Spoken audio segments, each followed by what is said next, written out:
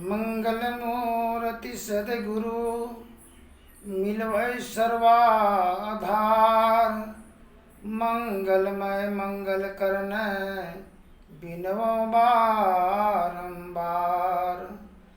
धन्य धन्य सतगुरु सुखद महिमा कही न जाय। जो कछु कहूँ तुमरे कृपा मोते कछु न बसाय। प्रेम से बोलिए सतगुरुदेव स्वामी की जय। सभी धर्म प्रेमी सज्जन वृंद भक्तिनी माताओं तथा बहनों सभी के चरण कमलों में श्रद्धा भक्ति सिद्ध प्रणाम अर्पित। जीवन सफल बनाओ सजनी, जीवन सफल बनाओ। सील के सिंदूर मांग सजाओ। श्रद्धा अंजन आज लगाओ। यह जीवन में हम लोग शील, सत्य, श्रद्धा, सत्य विचार, प्रेम, आदर और मान और सम्मान कहाँ मिलेगा? बाजार में मिलेगा? हटिया में मिलेगा? नहीं, वो संत महापुरुषों के सभा स्थल पर मिलेंगे। क्या हम लोग सत्संग में जाना चाहते हैं? नहीं जाना चाहते हैं। सत्संग से द्वेष है, सत्संग से ईर्ष्या है, ताकि संत महापुरुषों का वचन का तीर न लग जाए। नीलकंठ कीड़ा खाता है, किंतु हम उसका यात्रा का शुभ मानते हैं। आज संत महात्माओं को अनादर है दृष्टि से हम लोग देखते हैं। क्यों देखते हैं? यह दुर्गुण कहाँ से आया है? रावण सीता माँ को जो हरण की थी वो साधु भेष में की थी, इसलिए वह दोष संत महात्माओं पर लगते ही आ रहा है। जो दोष आज तक नहीं मिट पाया है। रामायण में लिखा हुआ है कि सपने हो नहीं पर दोष निहारो। दूसरों का दोष सपना में भी नहीं निहारना चाहिए, अपने दोष को निहारना है। अपने दोष को जब हम निहार लेंगे तो कल्याण हो जाएगा। बड़ी पुत्र वधू को हम कहे कि देखो जी, अपना आप को हर बुराई, हर अवगुण सब कुछ ईश्वर मालिक में समर्पित कर दो। परमात्मा को, ईश्वर को सौंप दो, तभी मन हल्का और चंगा होगा। क्योंकि ये भार को ईश्वर के सिवा दूसरा, मालिक के सिवा दूसरा कोई संभालने वाला नहीं है जगत संसार में। वह उत्तर देती है, हम ईश्वर मालिक को क्यों सौंपेंगे? हम अपने आप को क्यों नहीं सौंपेंगे? अपने आप का हर अवगुण को, पाप को, गुनाह को, अपने आप को हम सौंपेंगे। इसी का नाम है आत्म साक्षात्कार। हम गलती करेंगे किसी को, सौंपने जाएंगे किसी को, क्या वो स्वीकार करेगा? पाप हम करेंगे हम स्वयं, दोषी दूसरे तो बन सकता नहीं है। इसलिए निज तन में खोज सज्जन, बाहर न खोजना। अपने ही घट में हरि है, अपने में खोजना। हमको अपने में ढूंढने की जरूरत है। श्रद्धा सत्विचार क्या कहते हैं? मंगल मूर्ति सदगुरु मिलवै सर्वाधार। मंगलमय मंगल करन बिनवो बारंबार। बार बार संत महापुरुषों का दर्शन नहीं होता है। अगर एक बार भी अगर हो गया संत महापुरुषों का दर्शन तो जीवन में कल्याण हो जाता है। सठ सुधरे सत्संगत पाई, पारस परस उधात सुहाई। तो हम लोग त्रिया चरित्र रहस्य ज्ञान के संबंध में और पुरुष चरित्र रहस्य ज्ञान के संबंध में आगे का कड़ी को प्रारंभ होने जा रहा है। त्रिया चरित्र क्या है, अब पुरुष चरित्र क्या है? त्रिया चरित्र तो का पहला प्रारंभ शुरू है। घर में जो स्त्री पहले जग जाती है और घर के मालिक अपने पति और परिवार बच्चों को नहीं जगाती है, वो समझिए उसमें समस्या है। जो जागेगा सो पाएगा, जो सोएगा सो खोएगा। आप तो सोचते हैं कि हमको क्यों नहीं जगाती है, हम पर दया बरसा रही है, हम पर कृपा बरसा रही है, हमको आदर कर रही है, हमको मान सम्मान कर रही है, यही आप सोच रहे हैं। किंतु ऐसा बात है नहीं। अपने आप का वर्चस्व को आगे करने के लिए आपको सोया छोड़ देती है, अपने आप को जग जाती है, ताकि आपका कोई प्रभाव उस पर नहीं हो। सवेर में जगने से 100 दवा का एक हवा होता है। किसान अपने खेती बाड़ी को पहरादारी करने के लिए सवेर में जग करके, क्योंकि भैंस माल का पसर 3 बजे भोर में खुलता है, उजाड़ भी उसी समय में होता है। अगर जो किसान जग जाता है तो उसका फसल उजाड़ होने से बच जाता है।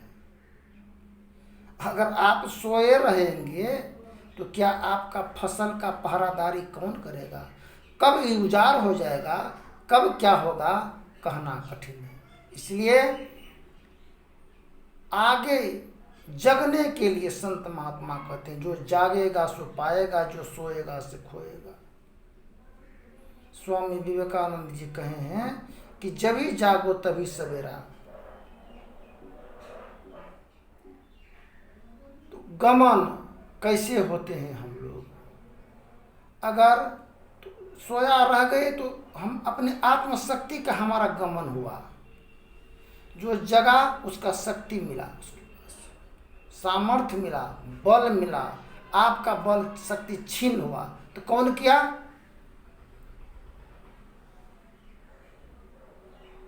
आप अपने आप से किए हैं। अगर आपको कोई नहीं जगा रही है, घर का गृह स्वामिनी, तो आपका परम दायित्व पूर्ण कर्तव्य होता है आपको स्वयं जग जाना। उससे आगे बढ़ करके अपने लगाम को अपने हाथ में पकड़ने की जरूरत है। फिर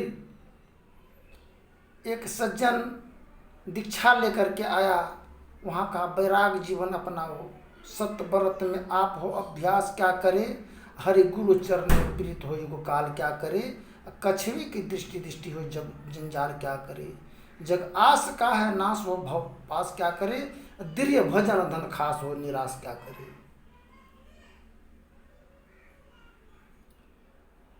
सत्संग से श्रद्धा, सत्विचार, सत्ज्ञान, आदर, मान, सम्मान, सारे रतन का भंडार है सत्संग में। एक गांव था, जो गांव का कोई नाम नहीं था, 3 पहाड़ था।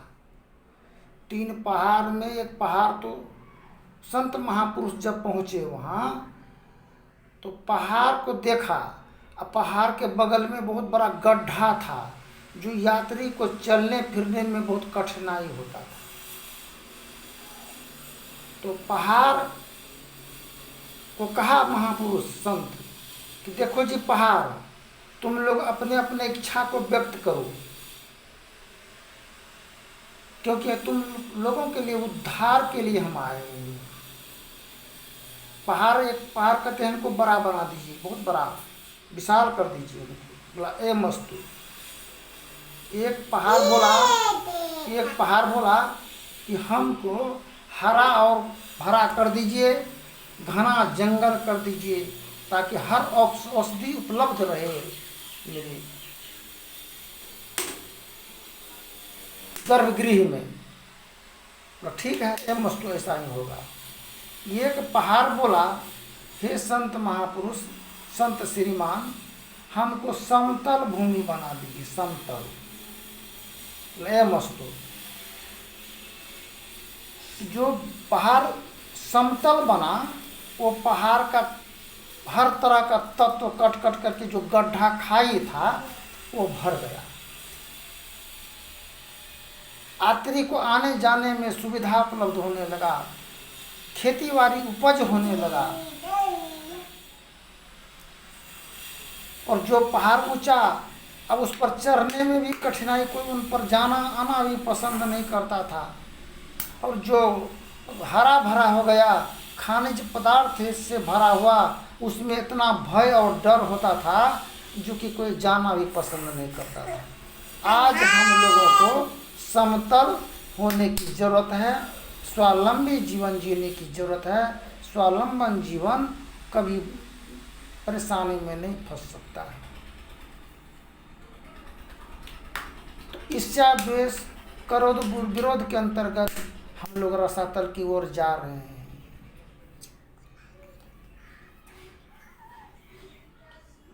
तो जीवन के सफर में हम लोग हर प्रकार की गलती करते ही जा रहे हैं। समझ में नहीं आता है क्या करें नहीं करें। घर की स्त्रियां श्रवण कुमार के समान पुत्र तो सभी चाहते हैं, किंतु घर का स्त्रियां श्रवण कुमार के समान पति नहीं चाहती। अब दोनों का चाह है, चाह गई चिंता गई, मनमा है बेपरवाह, जिसको कछु नहीं चाहिए वही मानव है शहंशाह। घर में, हर घर और परिवार में कलह देखते हैं, विघ्न देखते हैं। कारण क्या है? इसके समाधान के लिए संत महापुरुष आए जगत में। हारमोनिया, ढोल, झाल, गीत, संगीत के माध्यम से हम लोगों को ज्ञान दे करके हम लोगों को धन बनाने के कार्य किए हैं संत महापुरुष। कौन ऐसा ज्ञान नहीं मिलने से हम लोग जहाँ का तहीं पड़े हुए हैं। वही है आत्मज्ञान। आत्मज्ञान जिस प्रकार किसान एक बीज बोता है खेत में, धैर्य के साथ में उसको पहरादारी और उम्मीद करता है कि हम बीज बोए हैं तो हम एक दिन फसल होगा।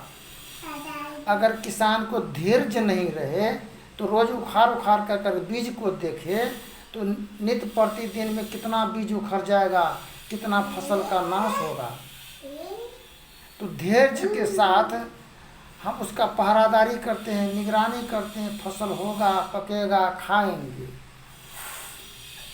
तो धीरज अंजन लगाओ हूँ सजनी, धीरज का अंजन काजल अगर आँख में लग जाए तो काजल कहते हैं, गाल में लग जाए तो कारिक बन जाएगा।